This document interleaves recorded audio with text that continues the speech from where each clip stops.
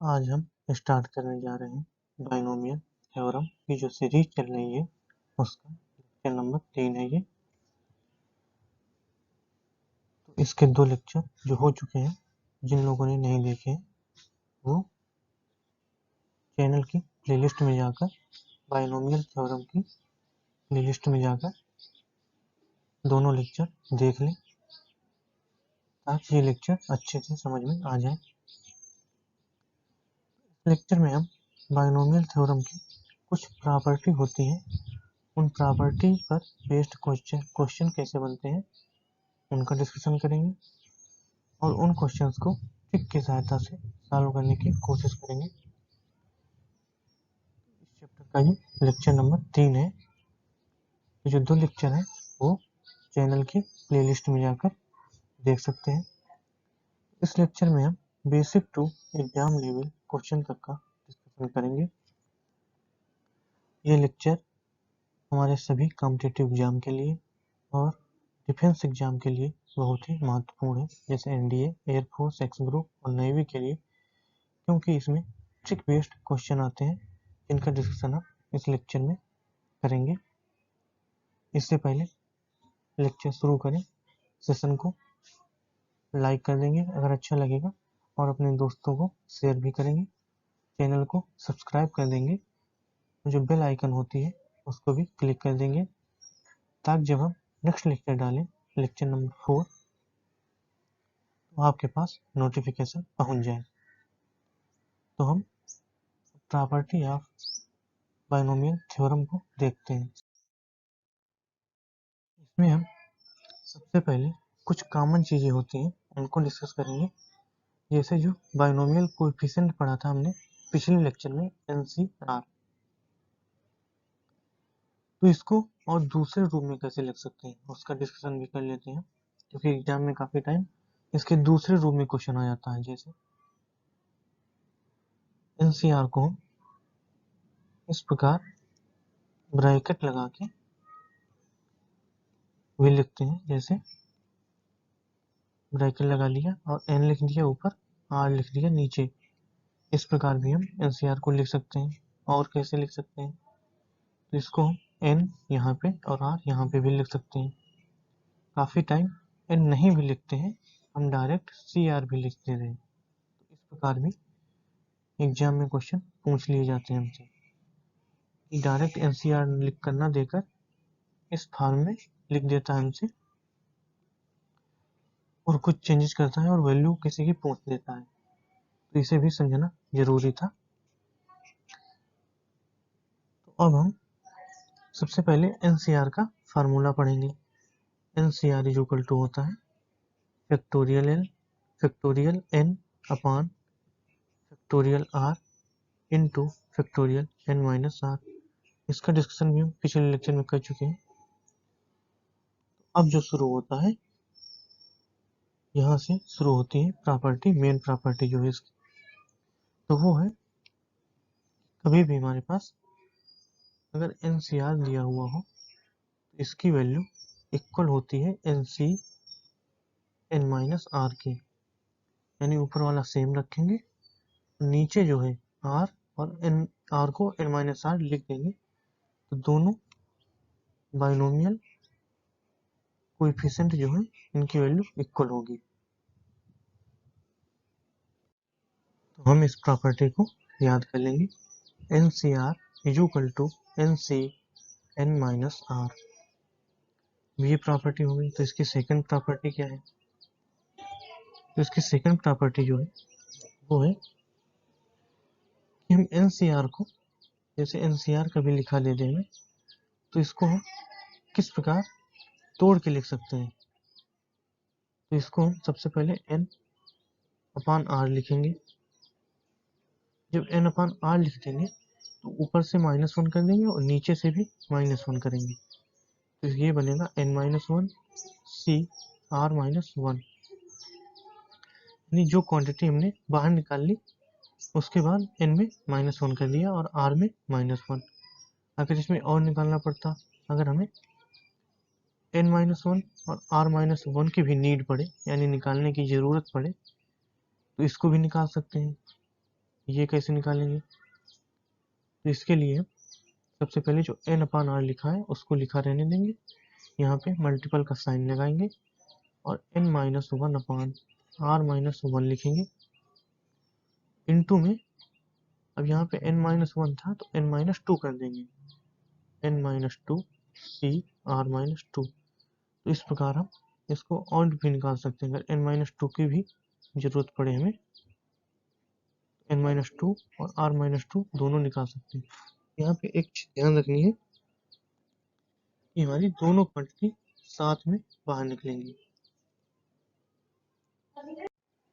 तो ये जो प्रॉपर्टी हमारी, इसको बहुत अच्छे से याद करेंगे, सबसे ज़्यादा इसी प्रॉपर्टी का यूज होता है।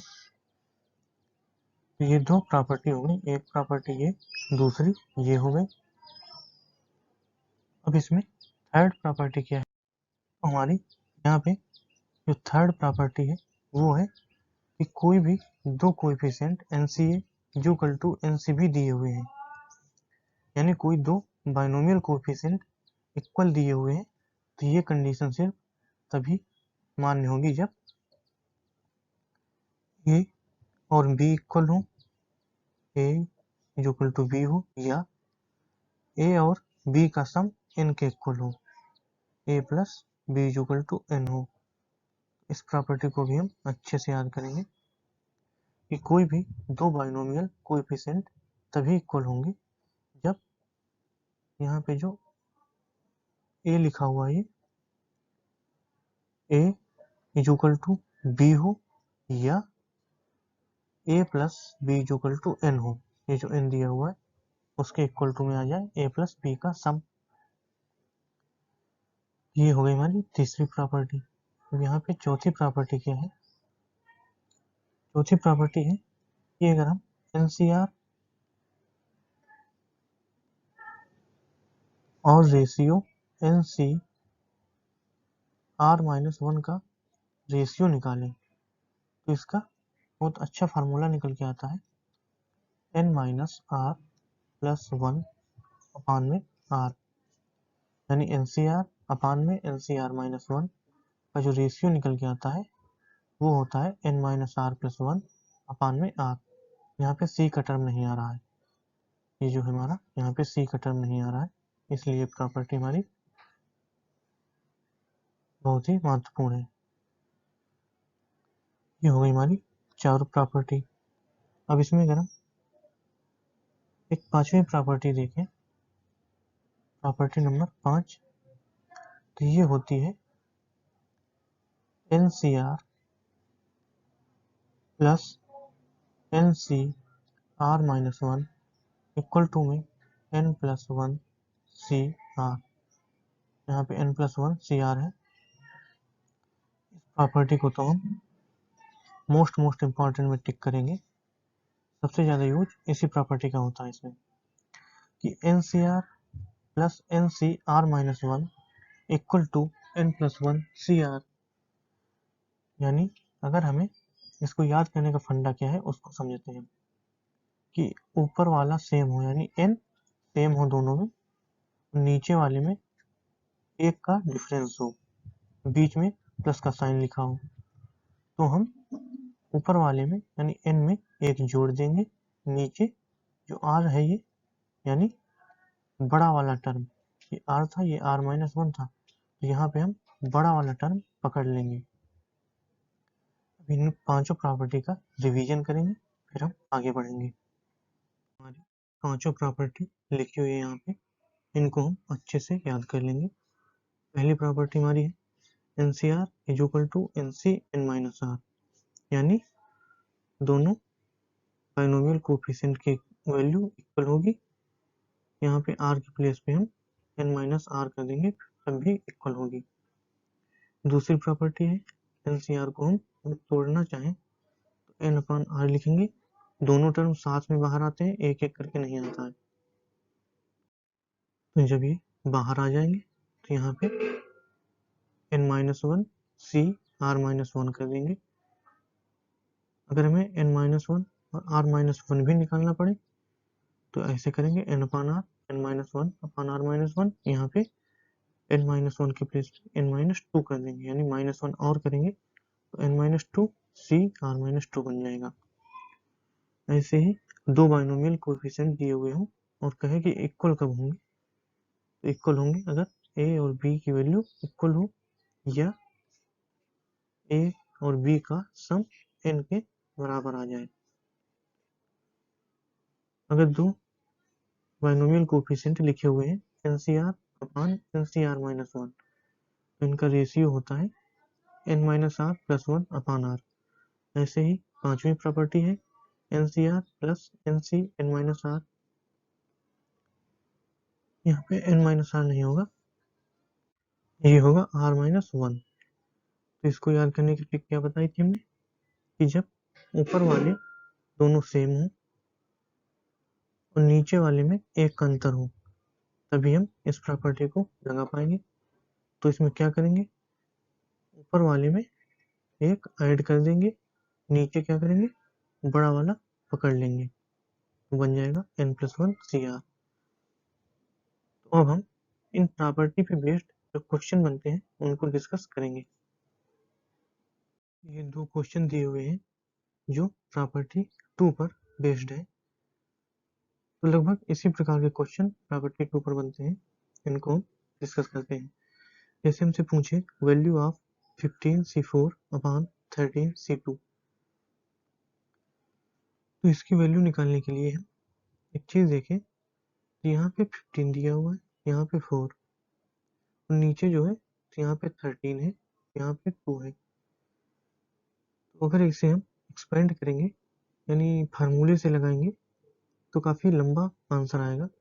आंसर लंबा नहीं आएगा, कैलकुलेशन बड़ी करनी पड़ेगी। लेकिन अगर इसमें हम प्रॉपर्टी 2 लगाते हैं तो काफी आसानी से क्वेश्चन सॉल्व हो जाएगा।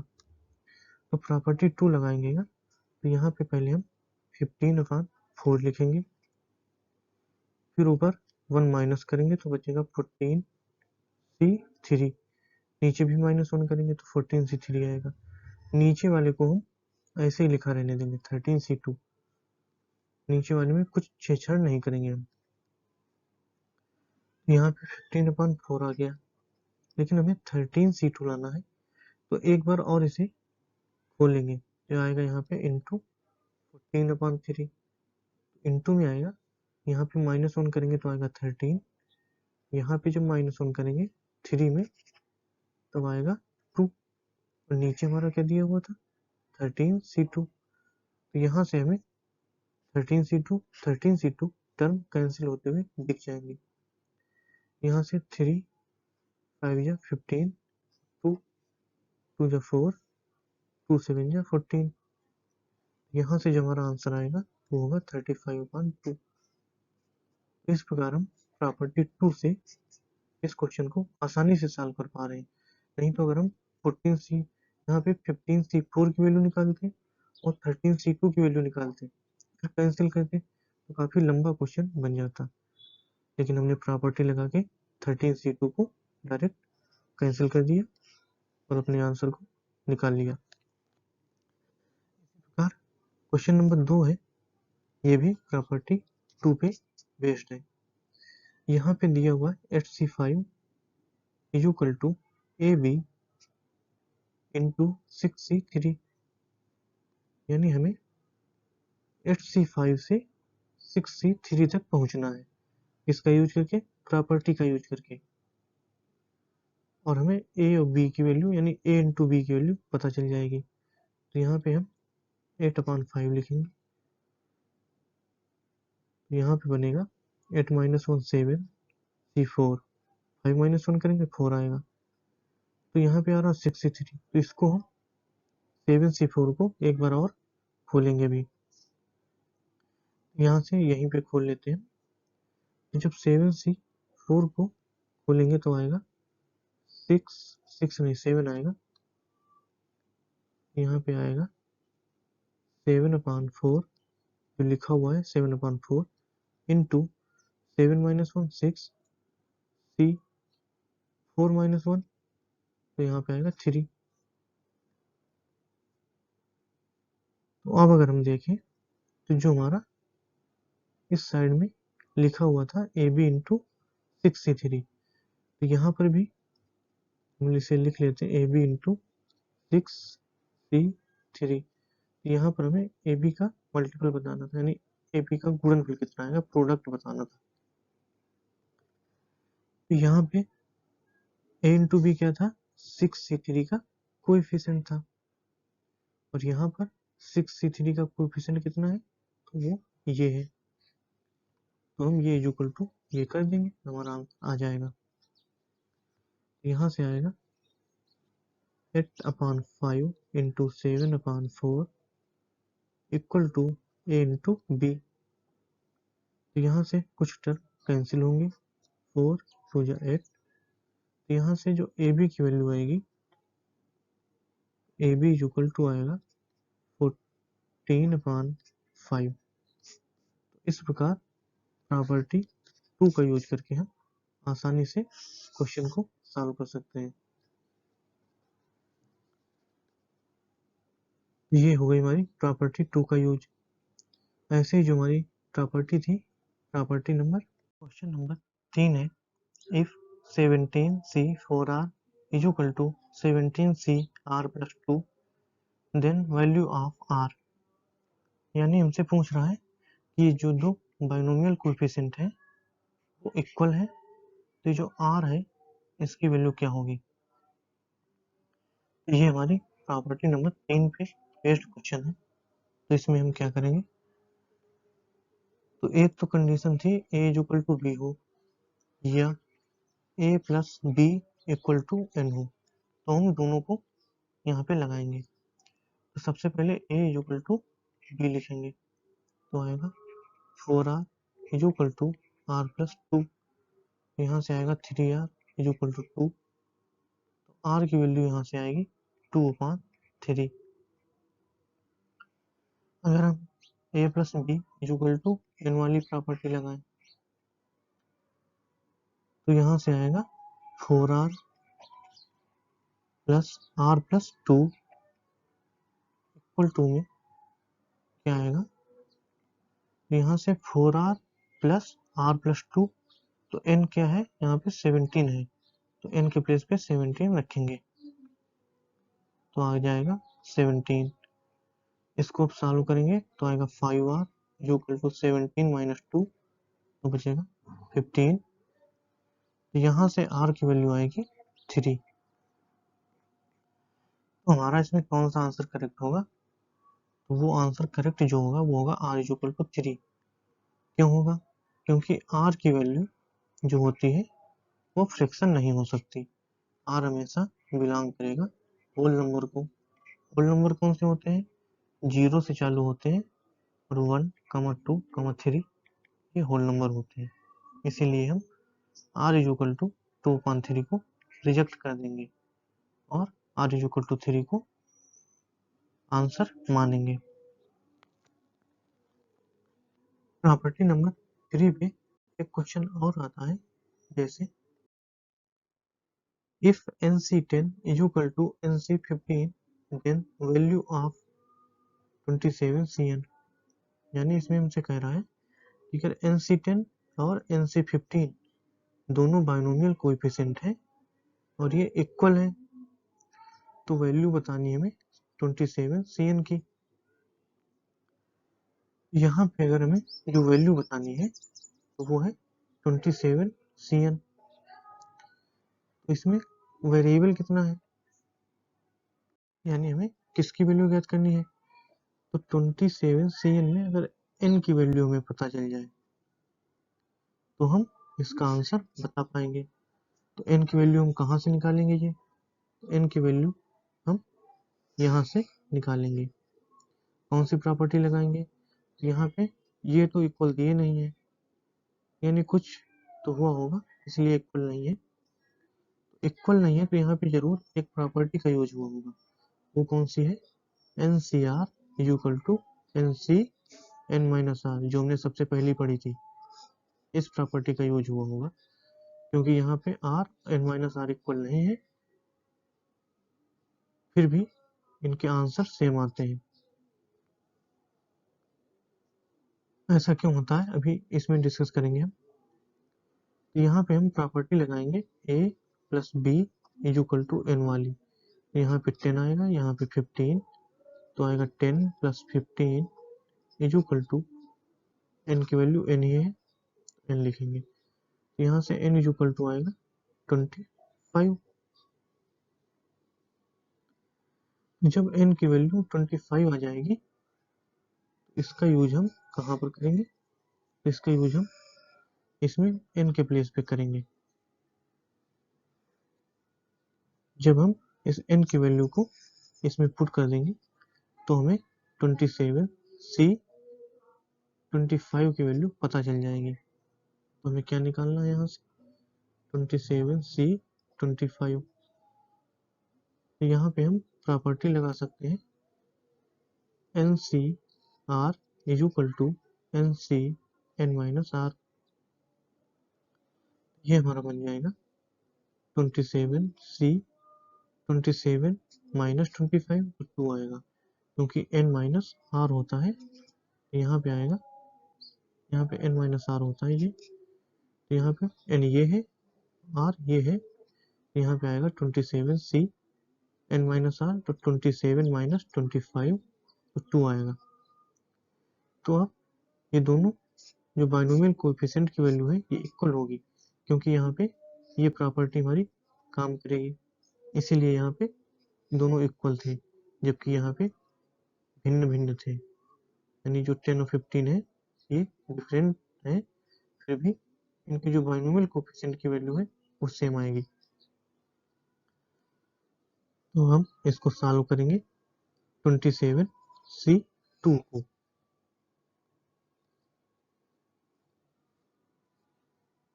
तो यहाँ से ये था 25,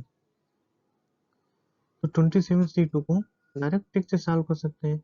27 को हम माइनस की मदद करके दो टर्म तक खोलेंगे, यानी इसको डिसेंडिंग ऑर्डर में 27 के प्रोडक्ट ऑफ नेचुरल नंबर के रूप में दो टर्म तक खोल लेंगे। जैसे 27 डिसेंडिंग ऑर्डर यानी घटता क्रम होगा, और नेचुरल नंबर कौन सा होगा 27 के बाद? 26 अपान में क्या आएगा? तो यहाँ पे r के प्लेस पे होता है 2, तो इसका फैक्टोरियल आएगा। यहाँ पे हम 27 इंटू 26 अपान में 2 इंटू 1, फैक्टोरियल 2 की वैल्यू 2 आएगी। यहाँ से 26 को जब डिवाइड करेंगे 2 से तो आएगा 13, और जो इसका जो फाइनल आंसर आएगा वो आएगा हमारा 351। इस प्रकार हम प्रॉपर्टी 3 का यूज करके क्वेश्चन को सॉल्व कर सकते हैं। अगर सेशन अच्छा लग रहा हो तो इसे लाइक कर देंगे और अपने दोस्तों के पास शेयर और सब्सक्राइब भी कर देंगे, ताकि जिन लोगों से इस प्रकार के क्वेश्चन नहीं बनते हैं उन लोगों के पास ये जानकारी पहुंच जाए। तो 3 प्रॉपर्टी हो गई हमारी। जो फर्स्ट प्रॉपर्टी थी उसका यूज हमने इसी में कर लिया, LCR is equal to LCN-R का। अब 2 प्रॉपर्टी बची हमारी। तो हमारा प्रॉपर्टी 4 पे जो बेस्ड क्वेश्चन है वो है value of C3 upon C4। यहाँ पे हमें प्रॉपर्टी 3 पहले लिख लेनी चाहिए। तो प्रॉपर्टी 3 क्या थी? NCR बटे NCR minus 1 equal to N minus R plus 1 upon में R। यानी यहाँ पे जो बड़ा टर्म था R ऊपर था और छोटा नीचे था R माइनस 1। लेकिन यहाँ पे जो हमें दिया हुआ है, यहाँ पे जो दिया हुआ है छोटा ऊपर है और बड़ा वाला नीचे है, और जो n है वो इसमें नहीं है। तो इसका हमने डिस्कशन किया था कि कभी कभी यहाँ पे डिस्कस कर लेते हैं इसको, कि कभी कभी NC3 को डायरेक्ट C3 भी लिख के दे सकता है, तो हमें यहाँ पे n मान के चलना पड़ेगा। तो यहाँ पे अगर इनको उलट दिया जाए तो हम अपने रेशियो को भी उलट देंगे। तो इसके लिए हम फार्मूला लगाएंगे, कौन सा लगाएंगे? r बटे n minus r plus 1, r बटे n माइनस आर प्लस 1। क्योंकि यहाँ पे r बड़ा था, r-1 छोटा था, तो हमने ये रेशियो निकाला था। लेकिन हमें कुछ चेंज करके अगर क्वेश्चन दे दे C3/C4, 3 छोटा है 4 बड़ा है, तो इसका अपोजिट है यहाँ पे, तो हम अपने रेशियो को भी अपोजिट कर देंगे। तो इसमें हम वैल्यू को पुट करेंगे, लेकिन जो r की वैल्यू है वो बड़ी वाली ही रहेगी हमेशा, r=4। तो यहाँ से आएगा 4/n-4 + 1। तो यहाँ से हमारा आंसर आ जाएगा 4/n-3। जो हमारी r की वैल्यू होगी वो हमेशा बड़ी वाली ही होगी, क्योंकि यहाँ पे r जो था बड़ा वाला था, क्योंकि नीचे तो r-1 दिया था, तो ये नहीं रखेंगे। r हमेशा जो बड़ा होगा, कहीं पे भी हो, नीचे हो या ऊपर, वही रखेंगे हम। तो इस प्रकार हम प्रॉपर्टी 4 का यूज करके आंसर को निकाल सकते हैं। ये हमारा क्वेश्चन था, क्वेश्चन नंबर 5। अब जो हमारी लास्ट प्रॉपर्टी थी उसका यूज करके हम क्वेश्चन को कैसे सॉल्व करेंगे उसको डिस्कस करते हैं।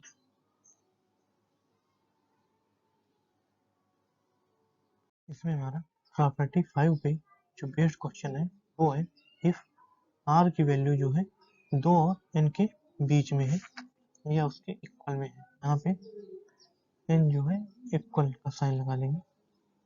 तो हमें वैल्यू बतानी है NCR + 2 NCR-1 + NCR-2। तो ये जो ब्रैकेट जैसा लगा है इसका डिस्कशन हम सबसे पहले किया था हमने लेक्चर के प्रारंभ में, ये NCR के इक्वल टू में होता है।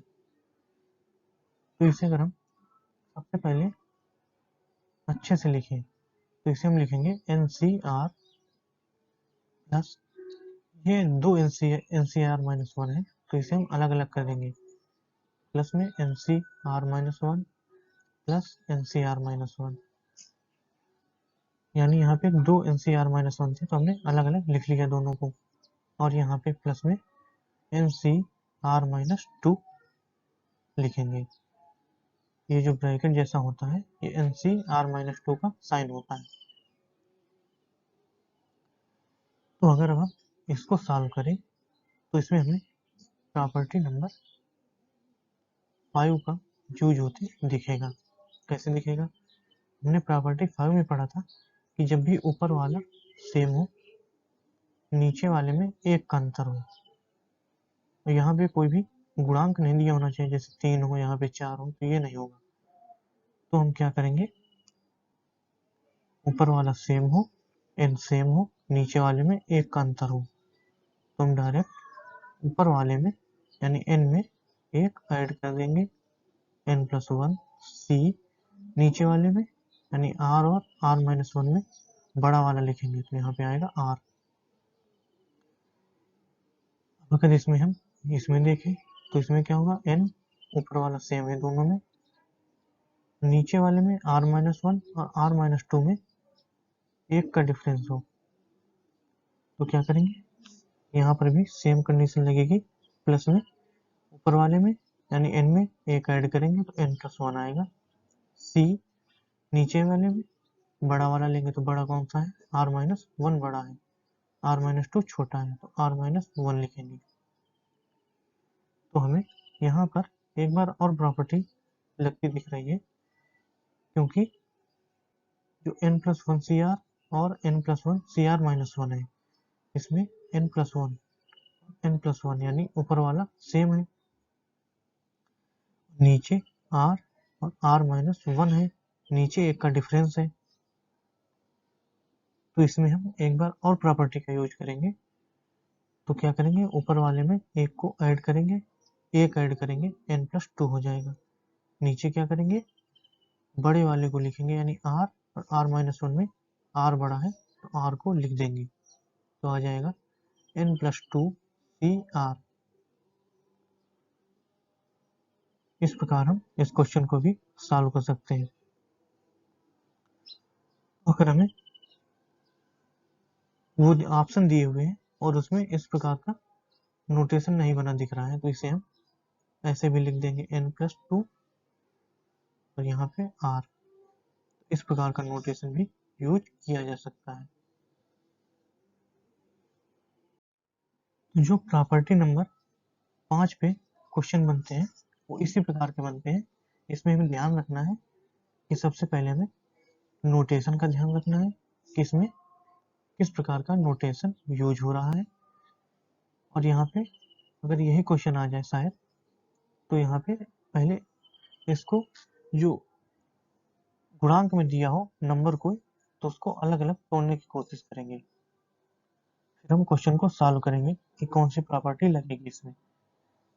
तो जब ये प्रॉपर्टी लगाते हैं तो इसमें कोई आगे गुणांक नहीं होना चाहिए, जैसे नेचुरल नंबर का गुणांक या कोई फ्रैक्शन आ जाए तो वो गुणांक नहीं होना चाहिए, उसको तोड़ने की कोशिश करेंगे, फिर हम प्रॉपर्टी का यूज करेंगे।